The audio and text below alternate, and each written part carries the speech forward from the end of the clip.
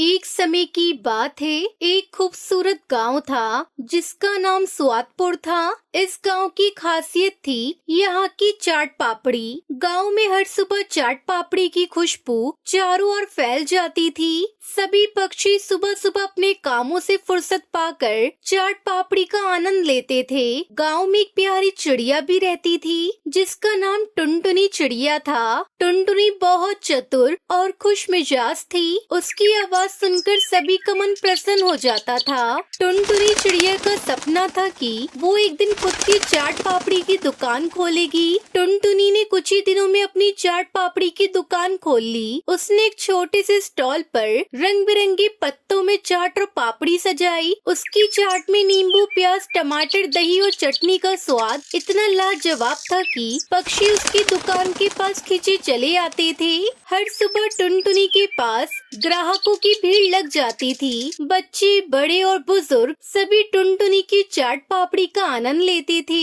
टुनटुनी ने अपनी दुकान को सजाया था और उसमें खुशियों की बहार थी। लेकिन गांव में एक और पक्षी था जिसका नाम कालू कौवा था। कालू कौवा बहुत चालाक और कपटी था। वो हमेशा दूसरों को परेशान करने की योजना बनाता रहता था। उसे टुनटुनी चिड़िया की बढ़ती लोकप्रियता से जलन होने लगी। एक दिन कालू कौवे ने सोचा, मैं टुनटुनी की दुकान को बंद करवा दूंगा और खुद एक बेहतरीन दुकान खोलूंगा।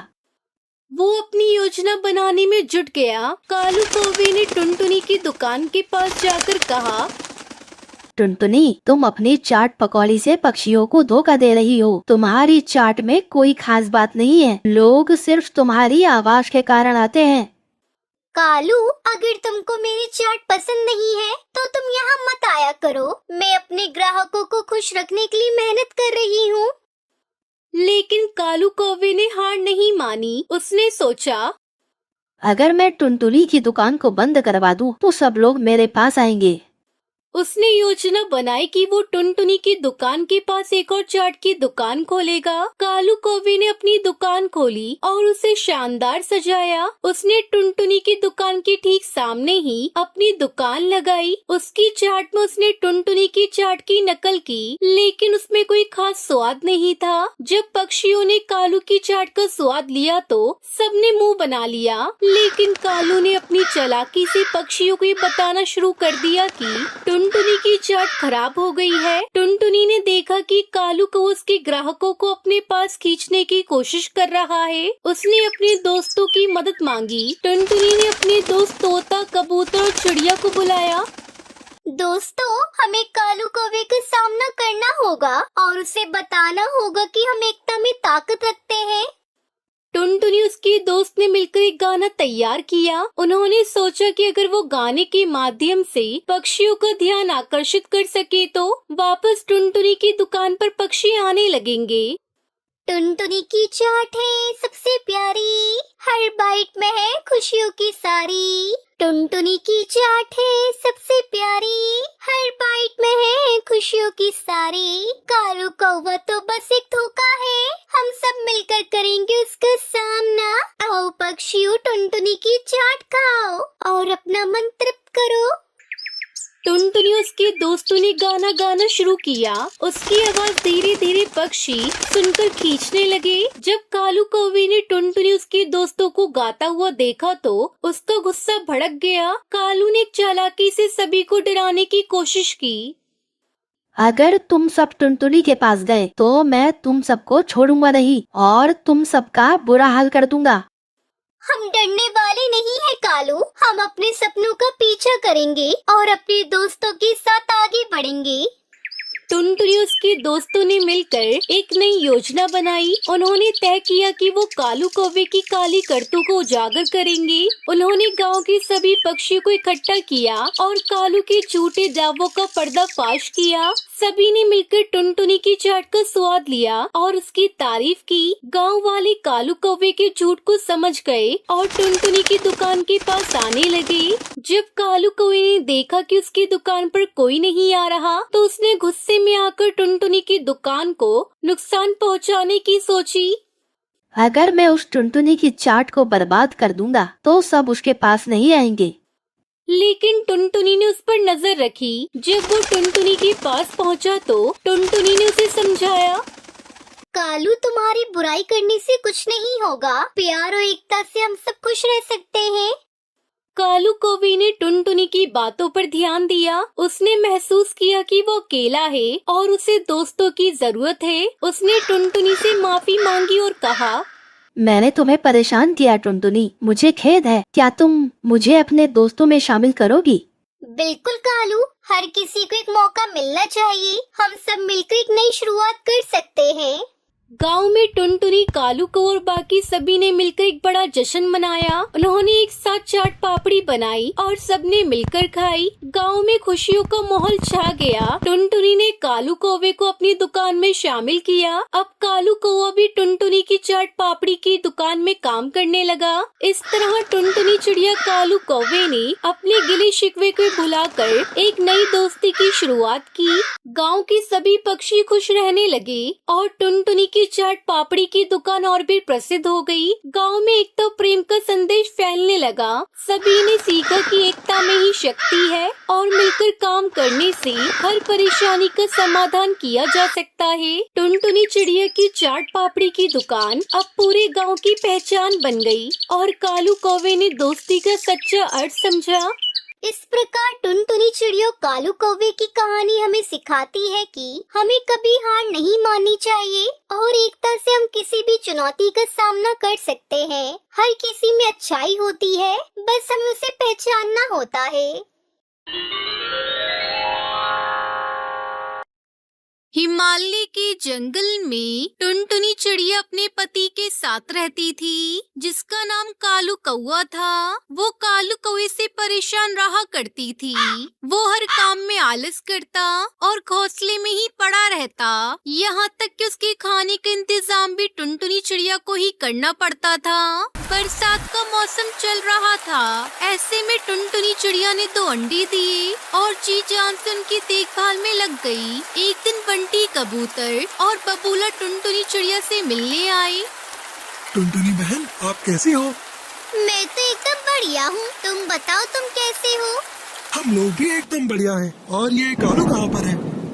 दोस्तों, कल की वीडियो में आपने इतने कम लाइक क्यों किए? मुझे बहुत बुरा लगता है। दोस्तों, जब मैं आपके कहने पर कहानी बनाती हूँ और आप बहुत कम लाइक करते हो, और जब आप कम लाइक करते हो तो मुझे वीडियो बनाने का बिल्कुल भी मन नहीं करता है। तो प्लीज दोस्तों, अब इस वीडियो पर जाकर लाइक कर दो। वो देखो, आराम से घोंसले में अंडों के पास बैठे हैं। तभी बबूला कालू कौवे से कहता है, ओए महाराज कालू, हम लोग काफी दिनों के बाद मिले हैं और मौसम भी बहुत अच्छा है। क्यों ना कहीं घूमने चले? ये बात सुनकर टुनटुनी चिड़िया कहती है, अरे हाँ, ये अच्छा आइडिया है। सुनो कालू जी, आप भी साथ आ रहे हैं ना? अरे मैं आकर क्या करूँगा? बेफालतू में तुम लोग थकने जा रहे हो। मुझे आपसे यही उम्मीद थी। कहीं घूमने जाना भी आपको थकने के बराबर ही लगता है। ठीक है, आप यही बैठो, अंडों का ध्यान रखना, हम होकर आते हैं। ये कहकर टुनटुनी चिड़िया उन सभी के साथ सैर को चली गई। वो देर तक जंगल में घूमते बातें करते रहे और इस तरह टुनटुनी चिड़िया को बहुत अच्छा लगा। फिर वो एक तालाब के पास जाकर रुक गए। तभी बबूला उन सभी से कहता है, चलो सब लोग तैरते हैं और मजे करते हैं। ये कहकर बबूला पानी में कूद गया और बंटी कबूतर बोला, लेकिन हमें तो तैरना नहीं आता, हम किस तरह मजे करेंगे भला? ये सुनकर बबूला हंसने लगा और खूब मजे से तालाब में तैरने लगा। बबूला को देखकर उन सभी पक्षियों को भी तालाब में उतरने का मन किया और वो आपस में कुछ सोचने लगे। तभी टुनटुनी चिड़िया की नजर एक नारियल के पेड़ पर पड़ी, जिसके नीचे बिल्लू बिल्ला बैठा हुआ नारियल खा रहा था। वो नारियल खाकर वहाँ से चला गया। टुनटुनी चिड़िया को नारियल का खोल देखकर एक आइडिया आया और उसने बाकी सबको बताया, अरे दोस्तों, क्यों ना हम सभी पक्षी मिलकर एक नारियल की नाव बनाएं? फिर टुनटुनी चिड़िया उस नारियल के खोल को खिसका खिसका कर तालाब के किनारे तक लाई। बंटी कबूतर कहीं से एक छोटी सी लकड़ी उठा लाया और पिंकी चिड़िया एक धागा उठाकर लाई। बंटी भैया, इस लकड़ी को नारियल के अंदर फंसाकर खड़ा कर दो। ठीक है, मैं करता हूँ। ये कहकर उसने वो लकड़ी नारियल के खोल के अंदर फंसा दी। ऐसा करने से उनके लिए एक नाव तैयार हो गई। फिर उन सभी ने उस नाव को खिसका कर तालाब में डाला और उसमें बैठकर चल दिए और उन लोगों ने खूब मजे किए। फिर शाम होते होते वो किनारे वापस आने लगे। तभी पिंकी चिड़िया बोली, वैसे अब इस नाव का क्या करना है? क्या इसको यहीं छोड़ दें? नहीं, आप लोग इसको मेरे घोंसले तक ले चलो। अगली बार भी नाव की सवारी के मजे लेंगे। टुनटुनी चिड़िया की बात सुनकर सभी ने मंजूरी जताई और उसको टुनटुनी चिड़िया के घोंसले तक ले गए। टुनटुनी चिड़िया ने कालू कौवे से कहा, सुनिए जी, पेड़ के नीचे हमारी नाव खड़ी है, कहीं कोई इसको ले ना जाए। आप मेरे साथ नीचे चलिए, मैं और आप इसको उठाकर आराम से ऊपर ला सकते हैं। अरे अभी तो थक कर आई हो, अभी इसको उठाओगी तो और थक जाओगी। कालू कौवे ने आलस दिखाते हुए ये बात कही। फिर टुनटुनी चिड़िया ने उससे कहा, थक कर मैं आई हूँ, लेकिन आलस आपको क्यों आ रहा है? टुनटुनी चिड़िया की बात सुनकर भी कालू कौवे को कोई फर्क नहीं पड़ा और वो थोड़ी देर बाद काम करने का बोलकर सो गया। टुनटुनी चिड़िया भी उससे हार कर सो गई। काफी समय बीत गया। जब सुबह उसकी आँख खुली तो उसने देखा कि बारिश बहुत ही तेज हो रही थी और पानी हद तक भर चुका था। कुछ ही देर में पानी उनकी डाली पर आने लगा। ये देखकर टुनटुनी चिड़िया को अपने अंडों की फिक्र होने लगी।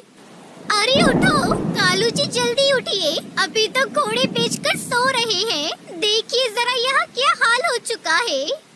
टुनटुनी चिड़िया की एक दो आवाजों के बाद कालू कौवा बड़ी मुश्किल से उठा और सामने का नजारा देखकर हैरान रह गया। अरे ये क्या, इतनी तेज बारिश और ये पानी से भर गया। ये सोचिए कि अब हम अपने अंडों को कैसे बचाएंगे। मुझे कुछ भी समझ में नहीं आ रहा। अगर आप उस समय मेरी बात मानकर उस नाव को ऊपर ले आते तो हमारे अंडे बचाए जा सकते थे, लेकिन वो नाव अब पता नहीं कहाँ होगी और ये घोंसला भी पानी की चपेट में आकर डूब ही जाएगा। ये सुनकर कालू कौवे को अपनी गलती का एहसास हो चुका था, लेकिन अब पछताने से कोई फायदा नहीं था। ठीक कह रही हो, आज मेरी आलस की वजह से हमारे अंडे खतरे में हैं, लेकिन मैं इन्हें कुछ नहीं होने दूंगा। मैं अभी किसी को मदद के लिए बुला कर लाता हूँ। ये कहकर कालू हवा में उड़ गया। टुनटुनी चिड़िया को बहुत फिक्र होने लगी थी, लेकिन वो अपने अंडों को छोड़कर नहीं जा सकती थी। कालू को वो काफी देर तक उड़ता रहा और वो जहाँ भी जाता उसको घोंसले खाली ही नजर आते, क्योंकि सभी पक्षी खुद की जान बचाने के लिए जंगल छोड़कर जा चुके थे। उसको कई घोंसले पानी में डूबते हुए भी नजर आए, जिनको देखकर वो डर गया। अब तो मैं कुछ भी नहीं कर सकता, हमें हमारे अंडों को अपनी आंखों के सामने डूबते हुए देखना पड़ेगा। ये कहते हुए उसकी आंखों में आंसू आ गए और वो वापस अपने घोंसले की तरफ चल दिया। वहीं टुनटुनी चिड़िया बहुत ही परेशान थी। पानी काफी ऊपर आ चुका था और उसकी डाल को छूने लगा था। कुछ ही मिनटों में वो घोंसले के ऊपर तक आने वाला था। हे भगवान, मैं अपने अंडों को कैसे बचाऊं? लगता है उनको कोई मदद के लिए भी नहीं मिलने वाला। पूरा जंगल खाली हो चुका है। कुछ ही पलों में पानी अंडों तक पहुंचने वाला था। तभी उसने देखा कि सामने से कालू कौवा अपनी चोंच में नारियल की नाव दबाए उड़ता आ रहा है। वो डाल पर आकर रुक गया और उसने नाव डाली पर रखी। जल्दी से अंडों को उठाने में मदद करो। दोनों ने एक एक करके उन अंडों को नाव में रखा और फिर खुद भी उसमें बैठ गए। तभी पानी डाली के ऊपर आया और नाव पानी के ऊपर तैरने लगी। पानी के भाव के साथ उनकी नाव चलने लगी। टुनटुनी चिड़िया अपने अंडों को सुरक्षित देखकर बहुत खुश थी। कालू कौवे ने टुनटुनी चिड़िया को नाव मिलने की सारी बात बताई। इसी तरह दोनों बातें करते रहे और जब बारिश रुकी तो नाव एक पहाड़ी पर जाकर रुक गई। अगले ही दिन अंडों में से बच्चे बाहर निकले, जिनको देखकर दोनों बहुत खुश हुए। इस तरह कालू कौवे ने अपनी मेहनत से बच्चों को बचा लिया। फिर सभी खुशी खुशी रहने लगते हैं।